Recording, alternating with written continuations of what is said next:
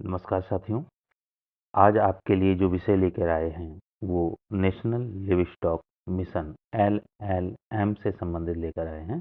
देखिए, अभी जो यूनियन कैबिनेट की मीटिंग हुई थी उसमें एनएलएम से संबंधित विभिन्न विचार किए गए हैं और उसको कंटिन्यू करने के संबंध में भी आदेशित किया गया है। चलिए आगे बढ़ते हैं वीडियो में। एनएलएम के संबंध में राष्ट्रीय पशुधन mission, national livestock mission NLM. PM Modi की अध्यक्षता में कैबिनेट ने राष्ट्रीय पशुधन मिशन एनएलएम में अतिरिक्त गतिविधियों को शामिल करने की स्वीकृति दी। देखिए, ये 14-15 से लगभग चल रहा है ये प्रोग्राम और इसमें इसको कंटिन्यू करने का उद्देश्य केवल यही है कि कहीं ना कहीं भारतीय अर्थव्यवस्था में अतिरिक्त सुधार हो सके। और ये एक पशुधन जो है ना, ये धन इसीलिए इसमें लगा हुआ है कि पशु हमारे धन होते हैं और कहीं न कहीं ये भारतीय अर्थव्यवस्था में अभिन्न योगदान देते हैं। तो इसके संबंध में भी जो है ध्यान रखना सरकार की ज़िम्मेदारी बनती है। एनएलएम की शुरुआत 2014-15 में 4 उप मिशनों के साथ की गई थी।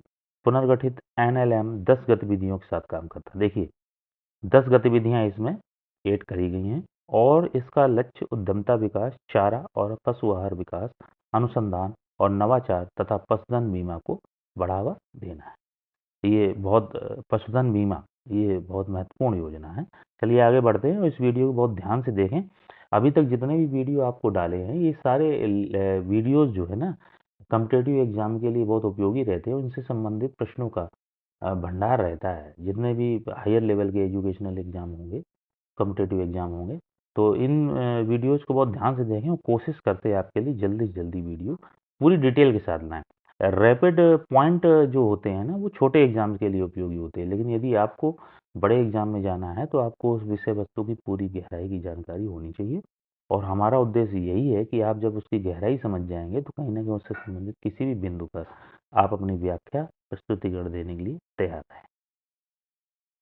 The Union Cabinet, chaired by Prime Minister Shri Narendra Modi, approved further modification of National Livestock Mission by including the additional activities as under। अभी बताया आपको 10 एक्टिविटीज हो रही हैं इसमें। क्या है? Establishment of entrepreneurship for horse, donkey, mule, camel with 50% capital subsidy up to 50 lakhs will be provided to the individual। देखिए, जो हमारे बोझा ढोने वाले जानवर हैं उनके संबंध में उन्होंने 50% सब्सिडी देने का प्रस्ताव रखा, 50 लाख तक जो होगी जिसकी अधिकतम सीमा। E F P O, S H G, J L G, F C O and section 8 companies also the state government will be assigned for breed conservation of horse, donkey and camel। तो breed के जो है विकास के लिए और breed में सुधार के लिए भी सरकार इसके लिए प्रयास कर रही है। The central government will provide 10 crore for establishment of semen station and nucleus breeding farm for horse, donkey and camel. तो देखिए, सीमन से संबंधित सेंटर की भी स्थापना की जाएगी जिससे कि उनकी ब्रीड और अधिक बेहतर हो सके। और इनमें कौन कौन से जानवर शामिल करें ना, हॉर्स, डंकी और कैमल। आगे बढ़ते हैं। Establishment of entrepreneurs for fodder seed processing infrastructure, processing and grading unit, fodder storage godown with 50% capital subsidy up to rupees 50 lakhs to the private companies startups। देखिए, जो लोग जो है फोल्डर स्टोरेज गोडाउन वगैरह भी अपना खोलना चाहते हैं तो उसमें 50% सब्सिडी देंगे अप टू 50 लाख रुपीस तक की, है ना। तो ये भी बहुत महत्वपूर्ण है। Startups, S H Gs, F P Os, F C Os, J L Gs, farmers cooperative societies, F C Os, जो भी लेना चाहें, जो भी इस कार्य को करना चाहें।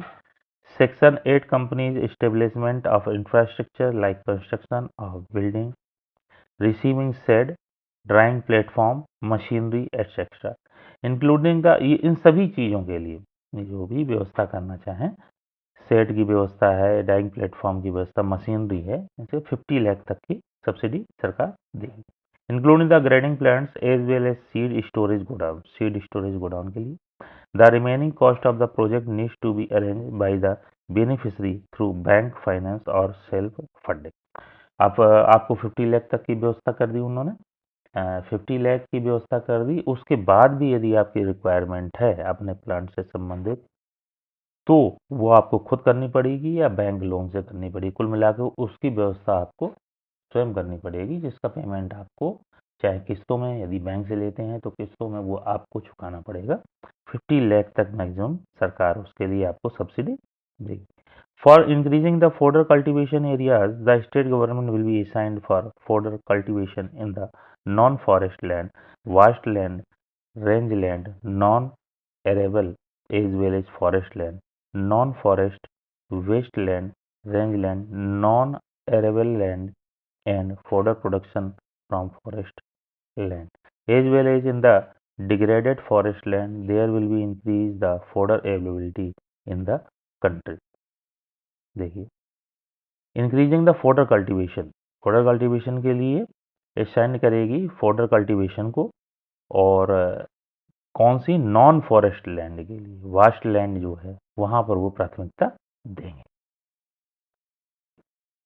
The livestock insurance program, ये सबसे बेहतर प्रोग्राम है ये इंश्योरेंस का, क्योंकि कहीं ना कहीं जो हमारे लिव स्टॉक होते हैं, भिन्न भिन्न बीमारियां हैं, तो उनसे संबंधित उनको, जो हमारे किसान भाई हैं, जो हमारे साथी हैं, उनको नुकसान नहीं होता यदि वो बीमा के अंतर्गत आते हैं।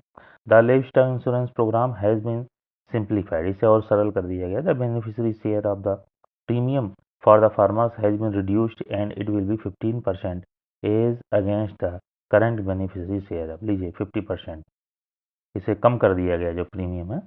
Share of 20, 30, 40 and 50% remaining amount of the premium will be shared by the centre, लीजिए ये सेंटर द्वारा दिया जाएगा, एंड द स्टेट एट 60-40, ठीक है। स्टेट और सेंटर, यानी सेंटर 60 और स्टेट 40, ये reduced and it will be 15% as against the current beneficiary, जो अभी है उससे 15% हो जाएगा। Share of 20 and 30%, 40% and 50% remaining amount of the premium will be share, और जो इसके बाद बचेगा अमाउंट वो सेंटर और स्टेट शेयर 60 और 40 के एवरेज में बांटा जाएगा। The number of animals to the insured has been increase to the 10 cattle unit instead of 5 cattle unit for cattle, sheep and goat. 5 की जगह अब 10 कैटल यूनिट हो जाएंगे। This will be facilities the facilitate the livestock farmers to get their valuable animals insured with the paying minimum amount। चलिए आगे बढ़ते हैं, इसके पीछे की कहानी जान लेते हैं। The NLM was committed in 2014 to 15, ये मैं आपको पहले बता चुका हूँ, 2014-15 की योजना है। विथ 4 सबमिशन, इसमें उसमें 4 थे, अब 10 सबमिशन चल रहे हैं। Submission on fodder and feed development, submission on livestock development, submission on pig development in northeastern region, and submission on skill development, technology transfer and extension having 50 activities.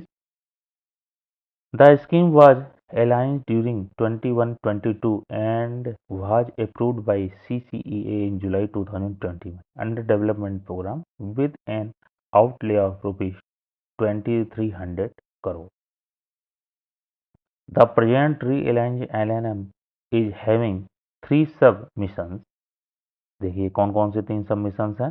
Submission on breed improvement of livestock and poultry, submission of feed and folder, and submission on innovation and extension. The aligned NLM has 10 activities, देखिए अभी 4 थी 10 हो गई, and target towards entrepreneurship development, feed and fodder development, research and innovation, livestock insurance. तो कहीं न कहीं इसको बहुत ही बेहतर ढंग से इम्प्रूव किया गया है। सबसे बड़ी इसमें 2-4 चीज़ें थी, जो 50% सब्सिडी अप टू 50 लाख तक की है। इंश्योरेंस जो है उसका प्रीमियम कम किया गया है, उसमें भी जो है जो बचा हुआ प्रीमियम होगा उसमें 60 और 40 का एवरेज सेंटर और स्टेट गवर्नमेंट का दिया गया है। और ये लिव स्टॉक इंश्योरेंस से संबंधित है। फॉडर डेवलपमेंट में काफ़ी प्रयास किए गए। सीरम डेवलपमेंट से संबंधित सेंटर खोलने के संबंध में काफ़ी वित्तीय सहायता सरकार देगी। तो कहीं ना कहीं ये जो है किसान भाइयों के लिए, और जो हमारी छोटी छोटी कंपनीज हैं या नया जो अपना कार्यक्रम नया अपना काम चालू कर रहे हैं उनके लिए महत्वपूर्ण रहेगा। धन्यवाद साथियों, आज के लिए इतना है।